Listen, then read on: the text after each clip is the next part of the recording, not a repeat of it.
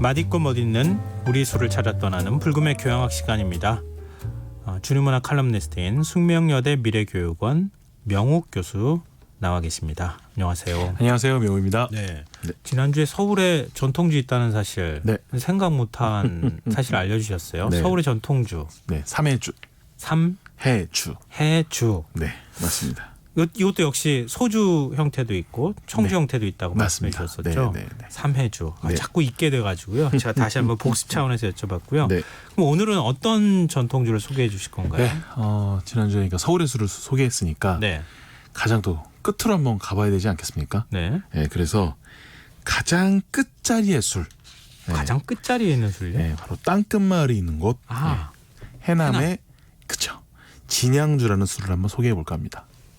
저 해남에 여러 번 갔는데 왜 저는 모르죠? 참 우리가 그래서 숨겨진 전통주잖아요. 테마가. 지역에 가면 네.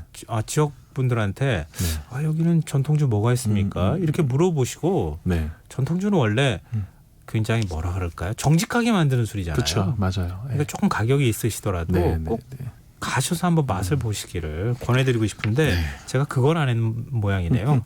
진양주. 네. 네. 근데 이 해남은 땅끝마을이라고만 그냥 생각을 했지 언제부터 그렇게 불렀을까? 그 생각을 별로 안 해봤던 것 같은데요. 이게 이제 거슬러 올라가자면은 조선 건국 초기부터 올라갑니다. 조선 건국 초기부터 그렇게 됐어요? 네. 세금을 걷어야 되다 보니까 뭐를 하냐 지도를 만들어요. 예. 네, 지도를 만드는데 영토를 정확하게 이제 표시를 해야 되잖아요. 그래서 처음에 나온 지도가 이제 팔도 지리지. 그다음에 동국 여지 승남 이게 나오고 그다음에 신증보 동국 여지 승남이라는 게 만들어지는데 여기에 최초로 해남 이야기가 나옵니다. 뭐냐? 우리나라 땅은 해남에서 함경부터 온성까지다. 네. 일단 여기서 끝이란 단어가 하나 나와요. 끝이라고 하는 단어가. 그래도 그때 조선시대에서 봤을 때도 해남은 그 땅의 끝이다라고 하는 개념이 있었다는 얘기잖아요. 맞습니다. 근데 그 땅끝이라고 본격적으로 그냥 아예 일반 고유명사처럼 불렸던 건 언제부터예요? 그러니까 이게 해방 이후로 좀 보는 게 정확할 것 같은데요. 이 1946년도에 조선 상식 문답이라는 책이 나옵니다. 이제 상식 백호 사전인데 육장 최남선 선생이 이거를 쓴 거예요. 근데 이제 이 조선 상식 문답이라는 거에 우리가 술 관련해서 정말 언급을 많이 했어요. 왜냐면 그렇죠.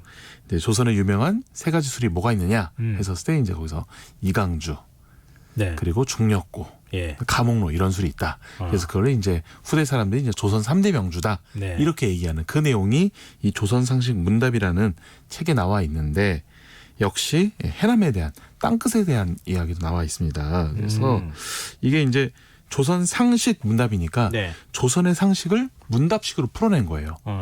질문 있고 답을 하는 글쎄요. 맞아요. 맞습니다. 그래서 어떻게 써있냐면은 질문이 우리나라 땅의 넓이가 어떻게 되나요?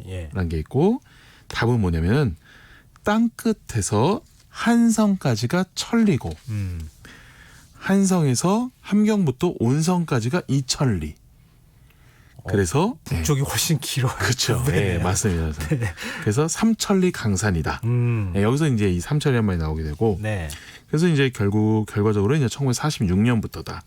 하지만 이제 이 말이 나오게 된 근거는 1530년에 나온 신동국 여지 승남 때문이다. 이렇게 좀 말씀드릴 수 있을 것 같습니다.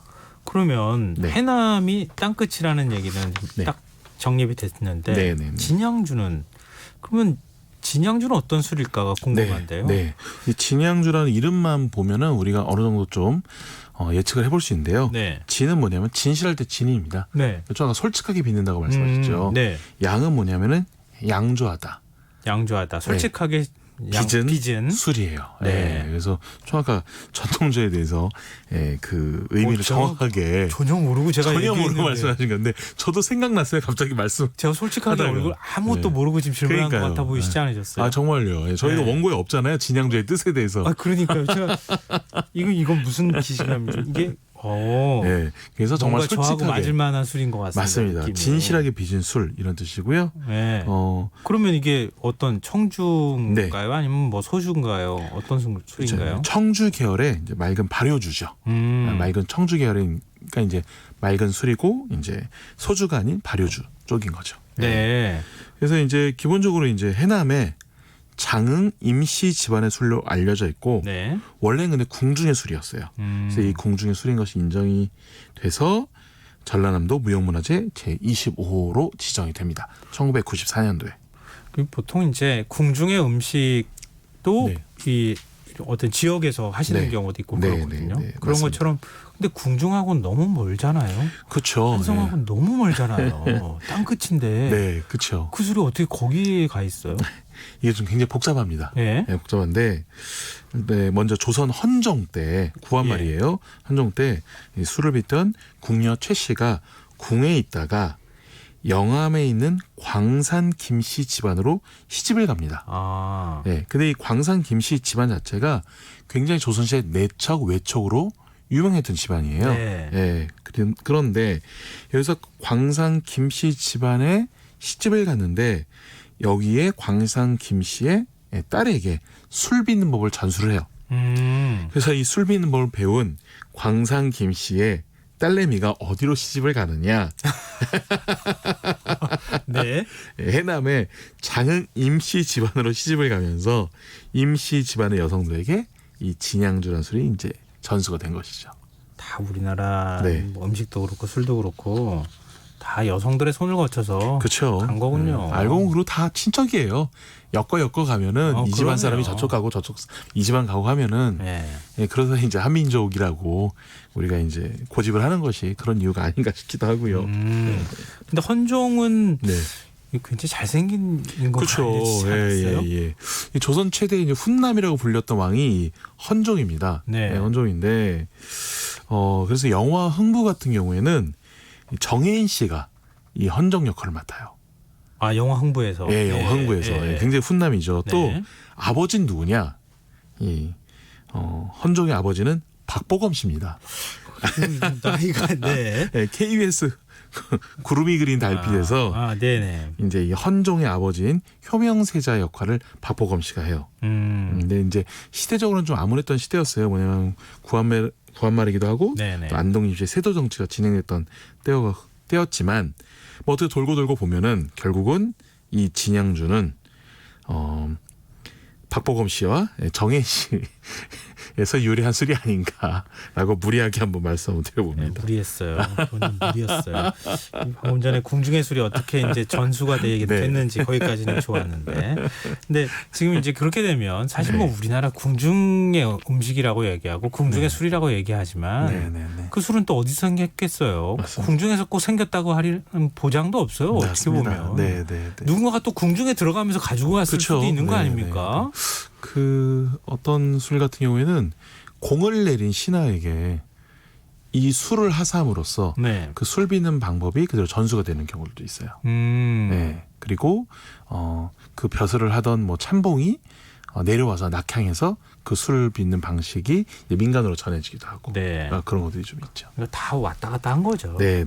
그렇게 보면 진양주도 이제는 그러니까 아까 말씀하셨던 것처럼 영암의 광산김씨, 장흥임씨, 그리고 그분이 시집을 간 곳이 해남이고, 그렇죠. 해남에 있는 지역이죠. 그러면 해남, 장흥, 강진, 이 완전 남도 술이네요. 그렇죠. 이렇게 목포 좀 지나면 영암이고, 영암에서 좀 더 들어가면 해남이고, 해남에서 좀 더 들어가면 강진이고, 그 앞에 장흥이 있지 않습니까?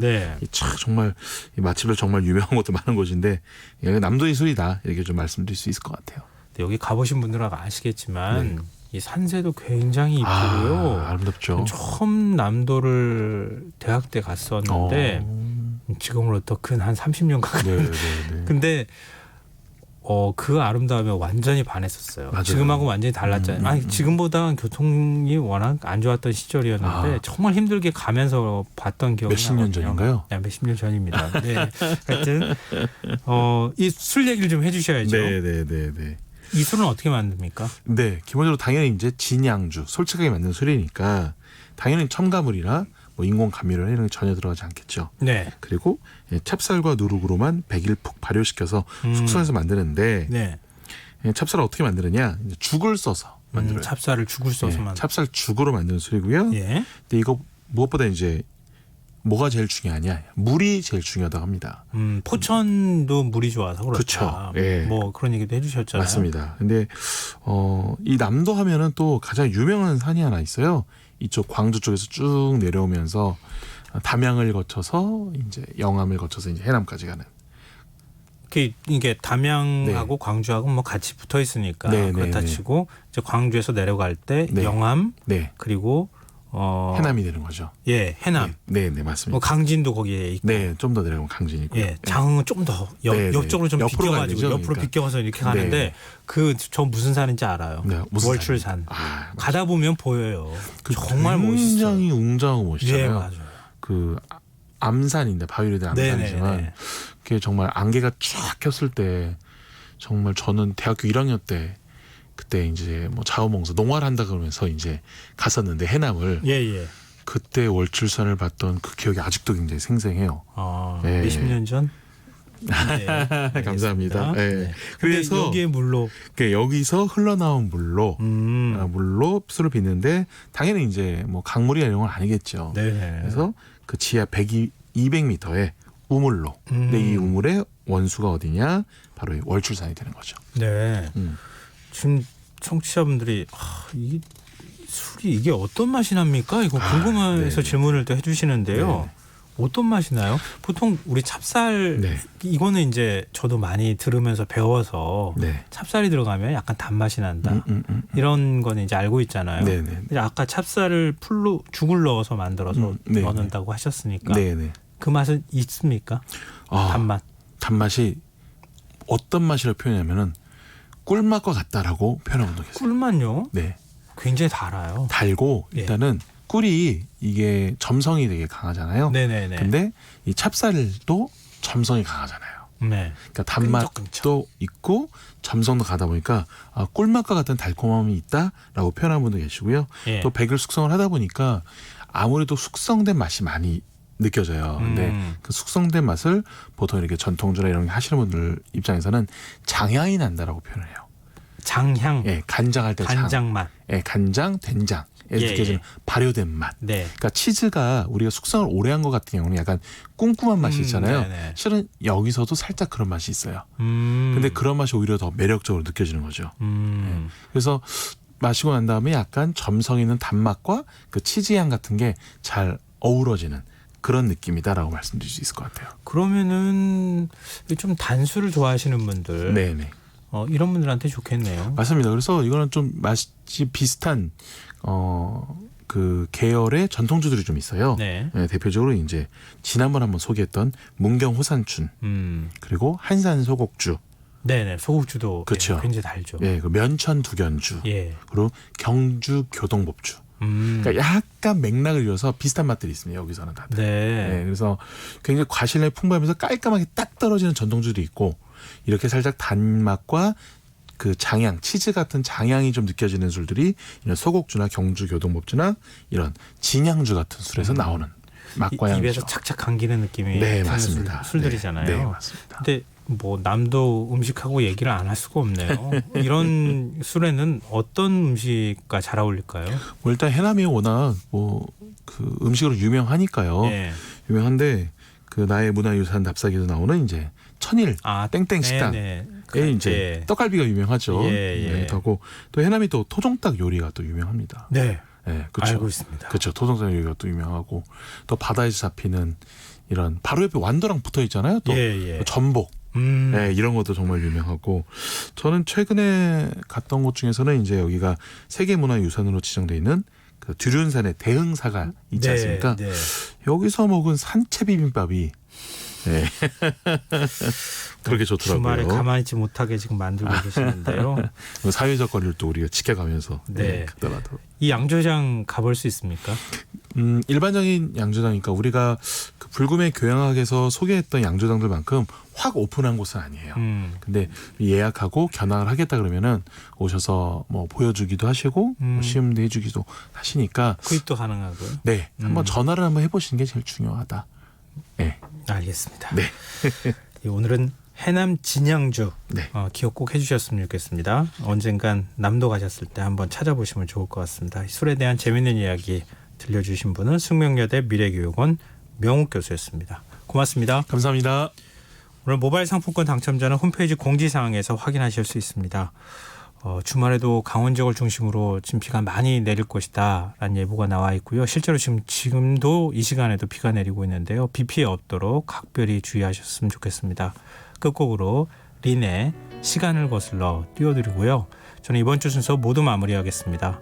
저는 월요일 밤 다시 찾아뵙겠습니다. 편안한 밤 되십시오.